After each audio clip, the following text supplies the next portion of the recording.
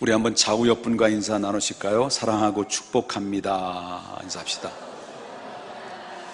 또 한번 인사합시다. 내일 부흥회를 위해서 내일부터 새벽 특별 기도회에 꼭 동참하십시다 라고 옆분과 뒷분과 인사 나누십시다. 뭔가 좀 기분이 야릇하시죠? 뭔가 부담이 꽉 오기 시작하면서 우리가 사모하는 분들만 새벽 기도 오십시오. 사모한 만큼 하나님의 은혜를 받게 될 것입니다. 저는 지난주에 이어서 전도서의 말씀을 계속해서 증거하려고 합니다. 오늘은 해 아래서 헛된 바람이라고 하는 제목을 가지고 함께 은혜를 나누고자 해요. 우리가 이제 많은 사람들이 이렇게 얘기합니다. 사람들을 많이 알고 많은 교제를 나누는 사람들이 있을 때 이 사람을 가지고 뭐라고 말하니 일명 마당발이라고 이렇게 이야기를 합니다. 또 요즘 말로 그런 마당발을 휴먼 네트워크라고 이렇게 얘기도 합니다. 그만큼 인간관계가 두텁다라고 하는 것을 볼 수가 있는 것인데요. 그런데 사람들을 많이 안다고 해서 또 많은 관계를 가지고 있다고 해서 그 사람이 친구가 많다는 것은 아닙니다. 사람들은 많이 알고 있는데 아는 사람들은 많은데 친구가 없는 사람이 많아요. 또 어떤 사람은 아는 사람은 없는데 별로 없는데 정말 둘도 없는 친구들이 있어요. 그러니까 우리가 많이 알고 마당발이라고 해서 좋은 친구가 많이 있는 것은 아니다라고 하는 것을 보게 됩니다. 여러분, 사회학자들이 말하는 의하면은 인류 역사상 지금부터 통신과 커뮤니케이션 시설이 완벽하게 준비된 그런 시대는 요즘처럼 없었다라는 거죠. 그만큼 급속으로 스마트한 시대 속에서 우리가 살아가고 있기 때문에 급속으로 발전된 첨단을 달려가고 있는데, 거기에 반면에 이렇게 첨단을 향해서 달려가는데 소위 말한다면 스마트폰이 계속 업그레이드가 되고 신비로운 그런 세계를 우리가 접하고 있지만, 그러면 그럴수록 어떤 일이 벌어지냐면 이럴 때 더 외롭고 사람들은 고독하고 사람들은 허무함을 느끼는 때가 없었다라는 거죠. 오늘처럼 자살률이 많이 생겨지게 되고, 그리고 사람들은 행복하다는 말이 아니라 불행하다라고 하는 말을 입에서 자연스럽게 터져 나올 만큼 사람들은 고통 중에 신음하고 있다라는 것을 우리가 보게 된다라고 하는 거죠.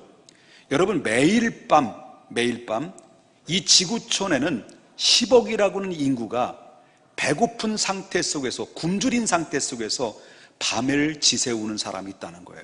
근데 거기에 반면에 오늘 그보다 더 많은 사람들이 배고고 배를 앓고 먹을 것을 못 먹고 그런 상태 속에 쫄쫄 굶어 있는 상태 속에서 잠을 자고 있는 사람이 있는가 하면, 그보다 더 심각한 것은 그보다 더 훨씬 많은 사람들이 하루하루를 외로움을 견딜 수 없어서, 그 고독함을 견딜 수 없어서, 그 마음의 공허함을 어떻게 할 수가 없어서 여러분, 그 외로움을 견디지 못해서 잠을 못 이루는 사람들이 그보다도 훨씬 더 이 지구촌 안에는 많이 있다라고 얘기하는 거죠.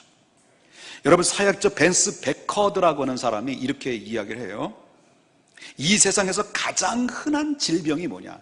옛날에는 그렇게 많이 없었는데 점점 사회가 발전되고 사회가 또 이 첨단을 달려가는 이 살기 좋은 시대 속에 우리가 살고 있지만, 그러나 가장 중요한 것은 이 세상에서 가장 흔하게 발견할 수 있는 근대에 대해서 현대에서 가장 흔하게 발견하는 것이 바로 뭐냐면 외로움이라는 겁니다. 외로움.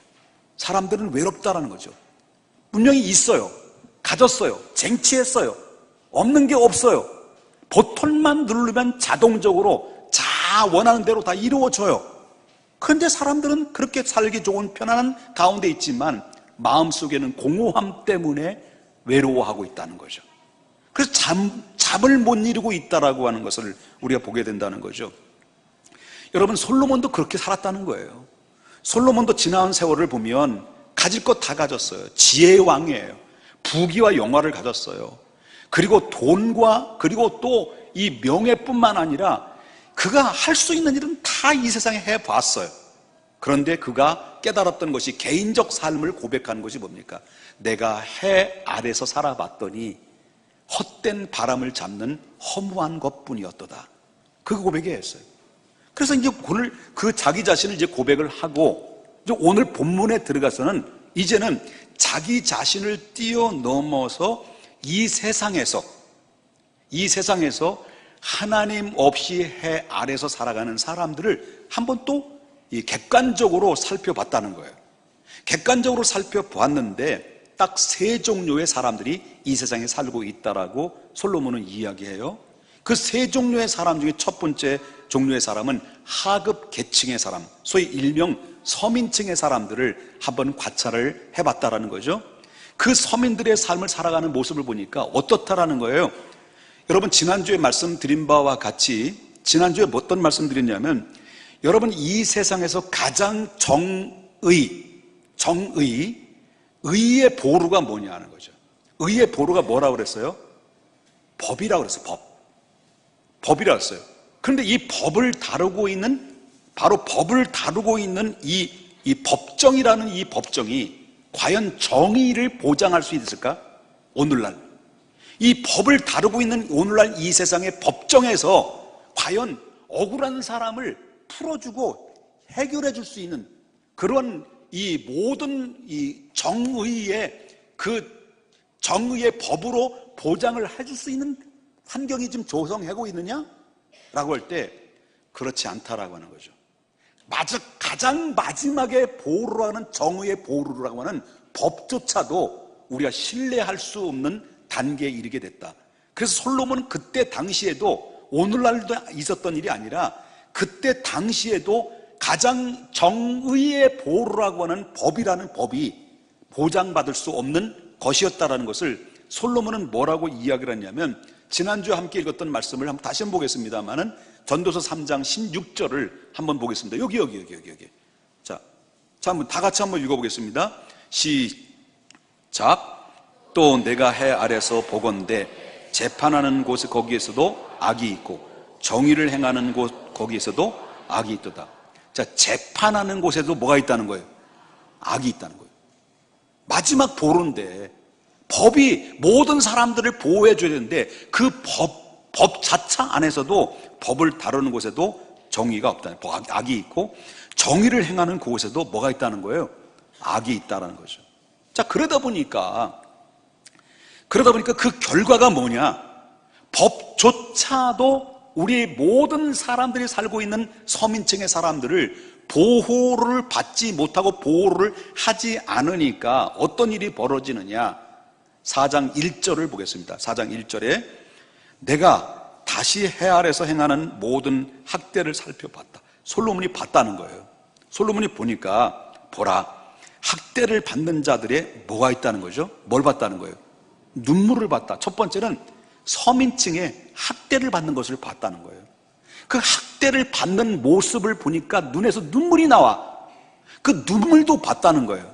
그런데 더 문제는 바로 뭐냐면, 솔로몬이 보니까 학대보다 더 심각한 것은 바로 뭐냐면, 서민층에서 흐르는 눈물에는, 그 눈물을 흘리고 있는데도 불구하고 그 사람들이 누군가로부터 위로를 받지 못한다는 거예요.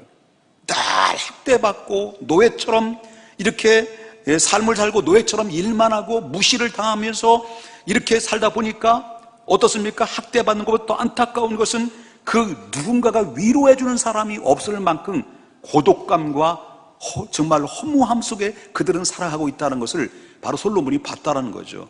그 모습을 솔로몬이 보니까 너무 딱한 거예요. 얼마나 딱한지, 너무 딱한 나머지 못해 솔로몬은 이렇게 이야기를 해요. 4장 2절에 보니까 죽은 지 오랜 죽은 자들이 더 뭐하다는 거죠?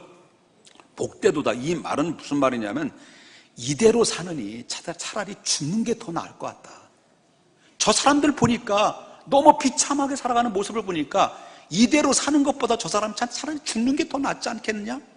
라고 할 정도. 거기서 한술 더 떠서 3절에 뭐라고 얘기하냐면, 차라리 저 사람들은 참 태어나지 않았으면 더 좋았을 텐데 라고 이렇게 불쌍할 정도로 이렇게 이 세상에는 너무 많은 사람들이 불쌍하게 살아가는 사람들이 많이 있다라고 이렇게 솔로몬은 이야기하고 있다는 거죠.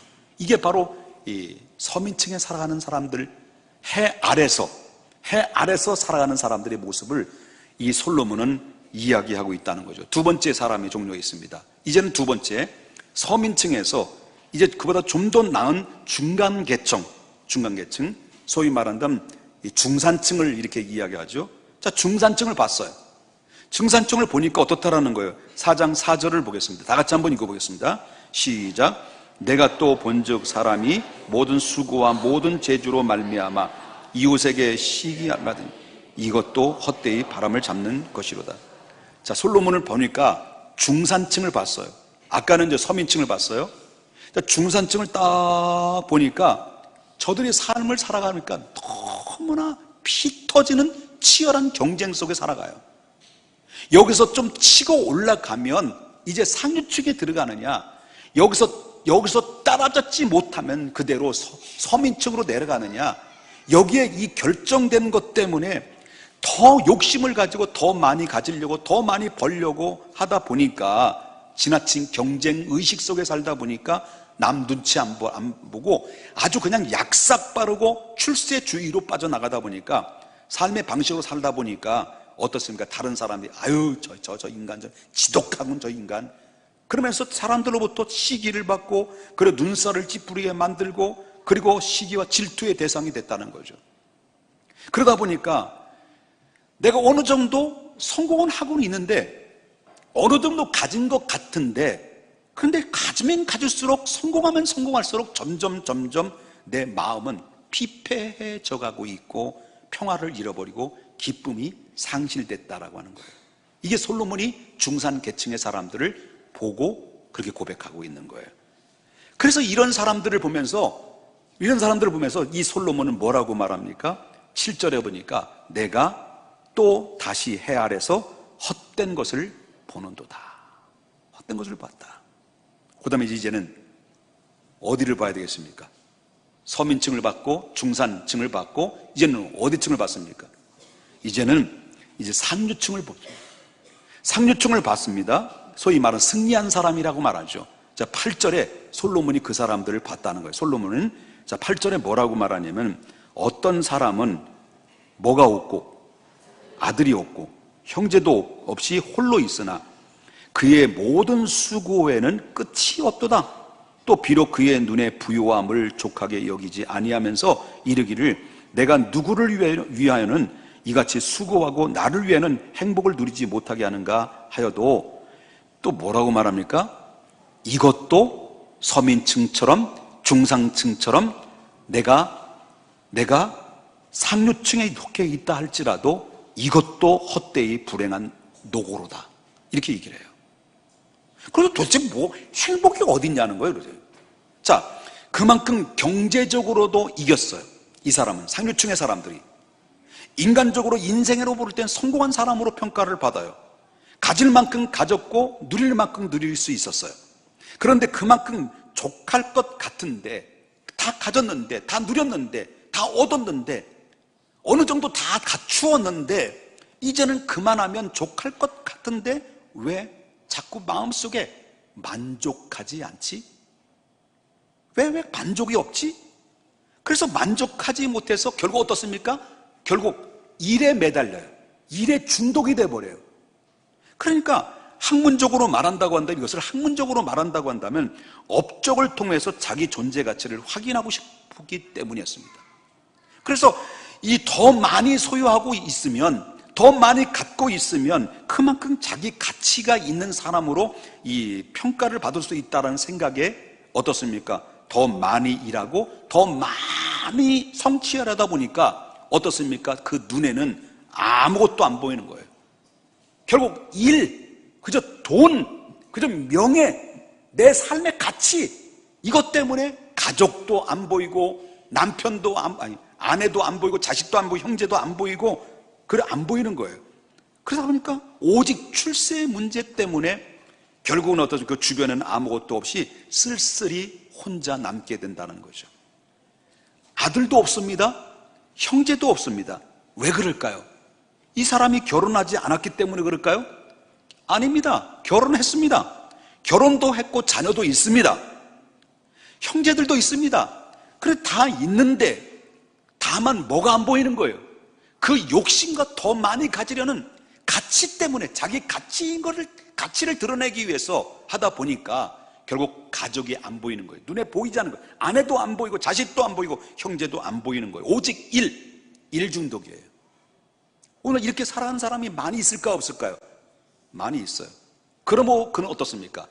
가치 있는 것 같지만, 가정이 있는 것 같지만, 자녀는 있는 것 같지만 결국 나는 혼자다라는 것을 느껴질 수 있어요. 이게 바로 상류층에 살아가는 사람들의 보편적인 모습이라고 볼 수 있어요. 상류층에 살면 사람들이 행복해져야 되는데 왜 상류층에 올라가면 올라갈수록 사람들은 자꾸 죽고 자살을 하는 거예요. 한강에서 뛰어내리는 거예요. 아이러니하지 않습니까? 자, 어떤 사람이 밤중에 자기 서재에 딱 앉았어요. 회전 의자에 딱 뒤로 옆으로 올렸다가 좌로 올렸다가 한 바퀴 뺑 돌았다가 흔들었다가 아주 고급 회전 의자에 앉아서 있어요. 그리고 고급 회전 의자에 앉아가지고 위스키 한 잔 쫙 들고 혼자 생각에 잠깁니다. 거기에는 최고급의 오디오가 음악이 고요하게 흘러나오지만 듣는 사람이 아무도 없어요. 그 안에는요 대형 TV가 드라마까지 쫙 나오지만 그 내용들이 귀에 안 들려와요. 예금 통장에는 상당한 금액이 저축되어 있고요, 사업도 썩 잘 됩니다. 그리고 집도 좋은 집이 몇 채나 가지고 있고요, 좋은 차는 몇 대를 가지고 있고요, 자기 아내와 자식도 부족함이 없을 만큼 해줄 거 다 해줬고, 자기 아내가 명품 아고백은 별로 시세가 없어요. 네. 어디를 가서 이름 딱 대면 웬만한 사람은 그 사람을 다 알 만큼 아는 사람의 명예도 얻게 됐어요. 이만하면 어떻습니까? 성공한 거 아닙니까? 스스로 이렇게 말할 수 있어요. 아, 나는 성공했다. 그런데 이상하게도요, 겉으로 볼 때는 모든 것이 잘 되고 또 잘 풀려진 것 같은데 왠지 모르게 내 마음속에는 허전한 거예요. 구멍 뚫려 있는 거예요. 아내는 나를 볼 때마다, 나를 바라볼 때마다 꼭 나를 비인간적으로 바라봐요. 자식놈들은요, 나를 보면 두려워서 그냥 나만 보면 방구석에 들어가죠. 나오지를 않아. 문 꼬라 잠그고요, 나오지를 않아요. 정말 속마음을 털어놓고 싶은데 누군가로부터 속마음을 털어놓고 싶지만 진정으로 나를 이해해 줄 수 있는 사람이 없어요. 다 피해요. 그럴 때마다 공허함 속에서 그는 호소하지요. 호소하는데 나는 지금까지 무엇을 하며 살아왔는가? 나는 왜 이렇게 쓸쓸한 삶을 살아야 되는가? 자꾸 그런 생각을 하다 보니까 성공은 했지만, 부유하지만, 얻을 것 다 얻었지만, 그러나 가면 갈수록 자신이 실패자라고 하는 것을 느껴지기 시작하고 생각이 듭니다. 그러다 보니까 수면제를 먹지 않으면 결국 잠을 이루지 못하고, 그러다 어렵게 수면제 하나를 탁 털어놓고 그냥 한 힘든 잠을 보내는 사람이 오늘날 상류층에서 많이 있다는 것을 알 수 있어요. 여기에 또 한 사람이 소개하고 있어요. 여기 한 사람이 또 있는데 잠을 자려고 누웠어요. 천장을 보니까 천장이 낡았어. 수리를 해야 됩니다. 피곤한 직장생활 오늘도 힘들었습니다. 낮에는 부자된 옛 친구를 만나가지고 어쩌다 우연히 만났는데 이 친구로부터 자랑만 잔뜩 들었어요. 자기는 아무리 생각해봐도 그 친구처럼 바로 자랑할 만한 것이 가능성이 없어 보여요. 그러나 직장생활을 할 때 직장이 나를 필요로 해요. 보잘것없는 직장이지만 나를 필요로 해요. 옆에 누운 아내를 쫙 보니까 별로 이쁘지를 않아.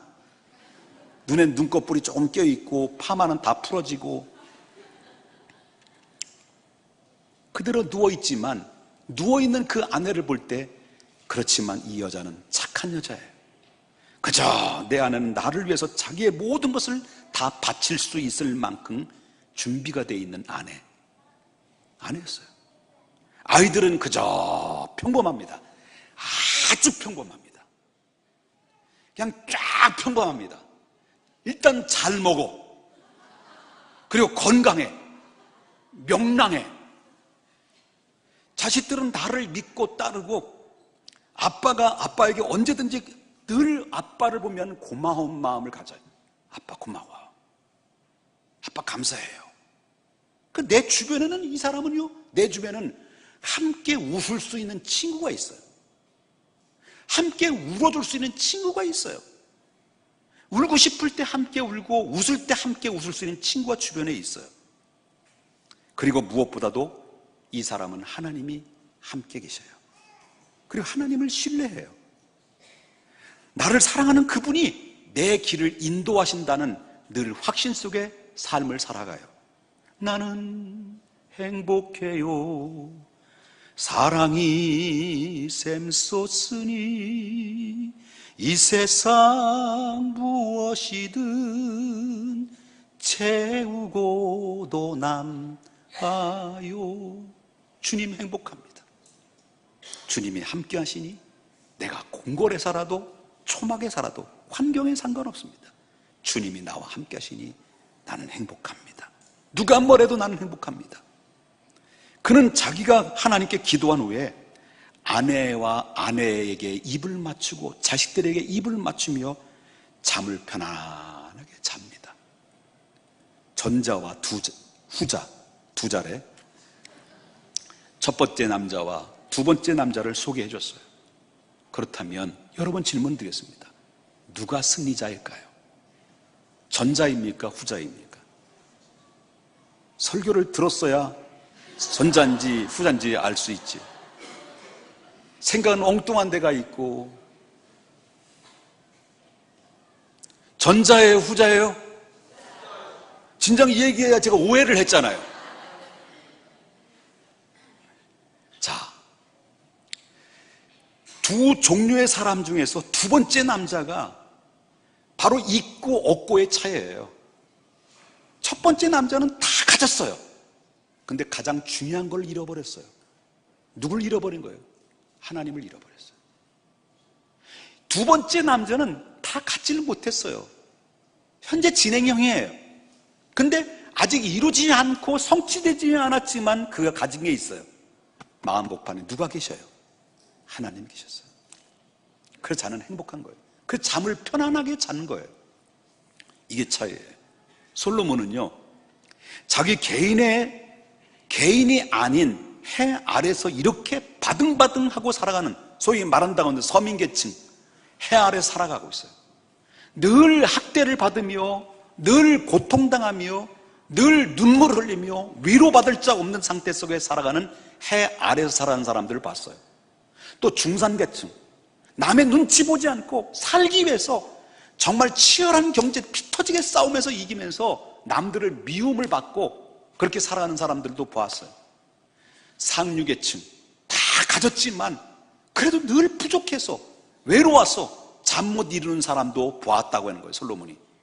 그런데 솔로몬이 이런 사람들을 보면서 역설적으로, 그렇다면 이 객관적이고 보편적으로 살펴보면서 고민 끝에 역설적인 처방을 솔로몬이 내려요.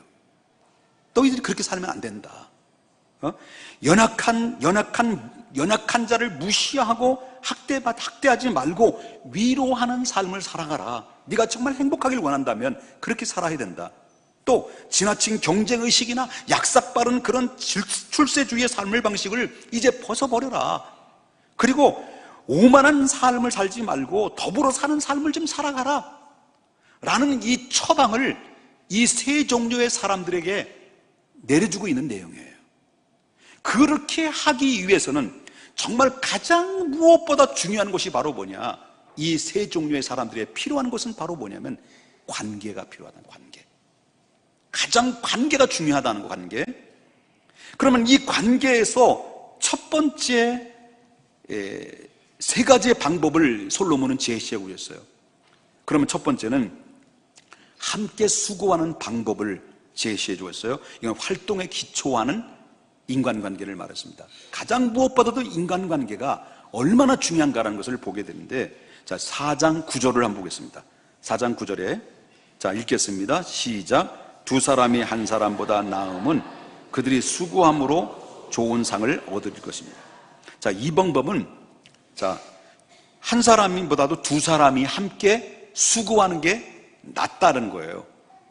자, 한 사람이 이제 이 방법은 함께 운동을 하는 거예요.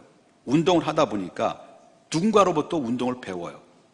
그냥 함께 운동을 하다 보니까 사귈 기회도 있어요.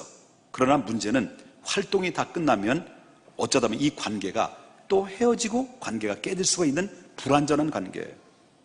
누군가로부터 도움을 받지만, 누군가를 내가 도와주지만 도움받는 자로부터 내가 상처를 받을 수 있고 배신을 당할 수도 있는 상황. 이게 바로 뭐냐면 이런 관계일지라도 불완전한 관계다. 두 번째는 붙들어 일으키는 방법이죠. 다시 말한다면 도움에 기초하는 인간관계입니다. 자, 10절 보겠습니다. 혹시 그들이 넘어지면 하나가 그 동물을 붙들어 일으켜니와 홀로 있어 넘어지면 붙들어 일으킬 자가 없는 자에게 화가 있으리다. 다시 말한다면 한 사람이 위기를 만났어요. 근데 누군가가 나와서 도와줬어요. 도와줬을 때 거기에는 뭐를 받아요? 큰 힘을 받아요. 그러나 한 사람이 회복하면, 그 도움을 받았던 사람이 회복하면 그 관계를 나를 도와줘서 너무 감사하다 라고 해야 되는데, 처음에는 말로 고맙다 감사하지만 어느 중간에 모든 걸 다 줬는데, 모든 걸 도와줬는데 도움받은 그 사람이 배신을 때리고 갈 수 있을까 없을까요? 갈 수 있어요. 그래서 결국 어떻습니까? 도움받고 그러고 나서 도움을 받았던 사람이 너는 너대로 나는 나대로 갈 길이 따로 있구나 훌 떨어버렸어요. 그래서 나온 복음성가 잘 가세요 잘 가세요 뚜와이와이 그 한마디 없었는데 한마디도 말도 없이 떠나버려. 이게 인간들. 그래서 여러분, 인간과 인간의 관계는 뭐냐? 신뢰의 관계입니까? 신뢰의 관계 아니에요. 믿음의 관계입니까? 믿음의 관계 아니에요. 사람들은 믿고 신뢰한다고 하지만 신뢰의 대상에 어느 순간에 동을 돌리고 떠나버리는 이런 배신의 배신 속에 상처로 얼룩진 관계 속에 오늘날 이 세상에 살아가고 있다는 것을 우리가 보게 된다라고 하는 거죠. 세 번째, 빨리 끝내야 되니까. 세 번째, 함께 돕는 방법, 헌신에 기초한 인간관계죠. 11절 보겠습니다. 11절 다 같이 읽으시죠. 시작. 또 두 사람이 함께 누우면 따뜻하려니와 한 사람이면 어찌 따뜻하려. 자, 이 말은 어떤 말이냐면 따뜻한 이야기를 해요. 이거는 유목 문화 속에서 이루어진 말이에요. 자, 목동이 들판에서 양을 치다가 혼자 누웠을 때, 여러분, 대낮에는 태양빛이 비춰져요. 팔레스타인 지역에는 태양빛이 비춰지면 땀이 나면 증발을 해요. 그 지역에는 습도가 없어요. 그 시틴 나무 밑에서 쭉 쉬면 시원해요. 근데 밤이 되면 영하권으로 내려가요. 그래서 밤이 되면 영하권으로 내려오는데 양치는 목동들이 들판에서 잠을 잘 때가 있어요. 근데 혼자 잘 때 간혹 얼어 죽는 경우가 있어요. 영상 1도인데도 얼어 죽어요. 그럴 때 추울수록 뭐냐면 함께 몸을 비비면서 둘이 합해서 잠을 자게 돼 있어요. 그러면 둘이 몸이 비비게 되면 몸의 온기로 인해서 추운 밤을 따뜻하게 잠을 취할 수 있다라고 하는 것입니다. 이걸 함께 돕는다, 그런 의미입니다. 이 함께 돕는다라는 말은 서로 의지하며 도와주며 받아들이며 사귀는 것을 의미하는데, 이걸 가지고 수평적인 인간관계라고 얘기를 해요. 자, 아까 말씀드렸습니다. 자, 첫째, 두 사람이 한 사람보다 나음이 수고함으로 말미암아 도운 결과를 한다. 한 사람이 힘들 때 도와주면 어떻습니까? 네 역할을 밀고 갈 때 조금 뒤에서 밀어주면 힘을 받는 것처럼 이게 좋은 관계를 가질 수 있다. 또 한 가지, 한 사람이 넘어지면 일으켜 세워지면 이게 좋은 관계다. 또 한 가지는 바로 함께 누워 자는데 혼자 누우면 얼어 죽는데 같이 몸을 비비고 자면 따뜻하게 잘 수 있다. 이런 관계가 필요하다. 좋은 관계가 필요하다. 이게 바로 뭐냐면 수평적인 관계라고 얘기해요. 그런데 이 수평적인 관계 가지고 이 인간과 인간의 관계가 정말 완전한 관계냐는 거죠. 아까도 말했지만 돌아서는 삼각제. 돌아서는 삼각제예요. 그냥 어느 순간에 인간의 관계는요, 언제 깨지고 언제 배신하고 언제 사람들은 이 불신에서 서로 신뢰가 아니라 불신의 삶 속에 살아갑니다. 오늘날 삶의 이 사회 현장이 그렇다라고 하는 거죠. 그렇다면 어떻게 해야만이 완전한 인생으로 소위 말해 행복하게 살 수 있는 것인가요? 솔로몬은 그걸 답을 여기에서 주고 있는 거예요. 제가 여태까지 쭉 설명했지만 가장 잘 들어야 될 부분이 바로 오늘 이 순간부터예요. 자, 그러면 아까도 말했지만 서로 도왔는데도 불완전해. 서로 협력하는데 불완전해. 서로 등을 맞대면서 따뜻한 온기로 잠을 잤는데도 잠을 다 자고 나면 서로 싸워. 여기서 은혜 받고 막 가가지고 하나님 막 천부여 의지 없어서 막 은혜 받고 가는데 가서 교통 문제 때문에 막 이색 저색 나오고요. 막 시발 택시가 막 나오고 뭐 이래. 이게 인간 세상이에요, 인간 세상. 그런데 이렇게 인간과 인간의 관계는 깨질 수 있다. 그런데 솔로몬은 여기 위에 좋은 관계 위에 가장 행복하게 살 수 있는 비결이 뭐냐? 솔로몬은 그 답을 오늘 주고 있던 얘기예요. 그것이 바로 12절에 나오는 말씀입니다. 12절 다 같이 읽어보겠습니다. 큰 목소리 읽겠습니다. 시작. 한 사람이면 배하거니와 두 사람이면 맞설 수 있나니 세 겹줄은 쉽게 끊어지지 아니하니. 자, 두 사람이 맞설 수 있다고 그랬어요. 그런데 세 겹줄은 뭐예요? 아무리 끊을래야 끊을 수가 없다는 거죠. 이게 바로 뭐냐면 수평적인 관계로서 불완전하지만 그 위에 하나님이 수익적으로 그 위에 덮어줄 때, 하나님의 관계가 온전히 이루어졌을 때 여기에는 완전한 행복한 미래가 보장받을 수 있다는 거예요. 믿습니까? 여러분, 느부갓네살 왕 아시죠? 이스라엘이 바벨론에 의해서 망했어요. 쫄딱 망했어요. 망해도 완전 망했어요. 예루살렘은 초토화돼 버렸어요. 예루살렘 성전은 돌 위에 돌 하나도 남지 않고 다 망해버렸어요. 자, 그런 가운데 여러분, 이 이스라엘 젊은이들이 우리나라가 스미마생 어차피 나온 거, 우리나라 일제 36년 동안 우리 징용으로 끌려가고 위안부로 끌려갔던 것처럼 그때 당시에 남유다가 바벨론 느부갓네살 왕으로 인해서 완전히 초토화되고 거기에 있던 이 젊은이들, 여기는 주일학교 많은 10대 아이들, 이런 친구들이 전부 다 포로로 끌려갔어요. 쓸만한 인재들 다 포로로 끌려갔어요. 여기 계신 분들도요, 만약에 그런 상황이라면요, 끌려갈 사람 별로 없는 것 같은데 쓸만한 사람 다 끌어갔어요. 그런데 다니엘이라고 하는 3명의 친구가 있었어요. 사드락과 메삭과 아벳노고라는 친구가 있었어요. 인재예요. 이들이 발탁됐어요. 느부갓네살 왕으로부터. 그런데 이 사람들이 서로의 3명의 관계가 끈끈한 관계예요. 친구의 관계예요. 근데 이 마음의 복판에 뭐가 있었냐면 하나님과의 관계가, 그들의 마음속에는 하나님이 계셨어요. 비록 포로로 끌려갔지만, 환경이 열악한 가운데 있지만 그들의 마음속에는 하나님이 계셨어요. 하나님이 계셨는데, 그런데 그때 당시에 느부갓네살 왕이 정책상 금신상을 만들어서, 자기를 상징하는 금신상을 만들어서 모두 일제히 금신상에 절을 하도록 했어요. 그런데 이 3명의 친구가 갈등이 생기게 됐어요. 나는 하나님을 믿는데 금신상에 절하면 우상 숭배에 타협하는 것이기 때문에 결국 그들은 3명의 친구들은 서로 마음이 하나가 돼서 좋은 관계를 통해서 서로 의지를 다짐하면서 우상 앞에 절하지 말자, 하나님을 믿자, 그들은 하나님과 함께하고 하나님과 함께한다는 것을 믿고 타협하지 않았습니다. 근데 이 사실을 알았어요. 느부갓네살 왕이 화가 났어요. 저 세 놈들을 불러오라. 이제 주일학교 이제 나가는 거예요. 저 세 놈들을 불러오라. 예. 그래서 사드락과 메삭과 아벳노고가 느부갓네살 왕한테 온 거예요. 네 이놈들, 어찌하여 왕의 명령을 어기고 금신상에 절하지 않고 네가 끝까지 버티고 있느냐? 네 이놈들. 그랬더니 지금이라도 늦지 않으니까 우상 앞에 절하거라.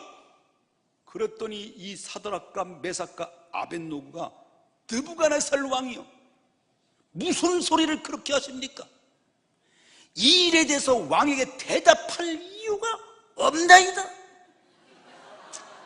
왕이요, 우리가 섬기는 하나님이 계시다는 사실을 당신은 모르시나이까? 그러면서 우리가 맹렬히 불타는 풀무불 속에 들어간다 할지라도 하나님은 우리를 살려주실 것입니다. 당신은 아시시오, 하나님이 우리를 살려주지 않는다 할지라도 우리는 하나님을 믿고 하나님을 신뢰합니다. 당신은 그렇게 아시오. 왕에게 도전장을 탁 던지는 거예요. 그랬더니 느부갓네살 왕이 뭐야? 뭐 이런 놈들이 다 있어? 여봐라, 저놈들을 풀무불 속에 7번 더 뜨거운 풀무불에 집어 던져라. 예. 그래가지고 이 풀무불 결박을 해가지고 풀무불 속에 탁 던졌는데 던진 군사가 다 죽었어요. 근데 4명의 이 3명의 사드락과 메삭과 아벳노고가 하나님만 바라보고 하나님이 나와 함께 하신다, 하나님이 살려주신다, 그렇게 하지 않을지라도 나는 하나님을 끝까지 믿고 신뢰한다, 나는 포기할 수 없다 하고 믿음으로 그 풀무불 속에 죽으면 죽으리다라는 마음으로 결사적으로 죽을 것이다 하고 뛰어 들어갔는데 신비로운 일이 일어났어요. 던진 군사는 죽고 3명은 불에 타지 않고 막 불 속에 돌아다니는 거예요. 승리는 내 것일세, 막 그런 찬양은 한 거는 같지는 않을 것 같고 들어가는 거예요. 그런데 이 느부갓네살이 보니까 깜짝 놀란 거예요. 아니 도대체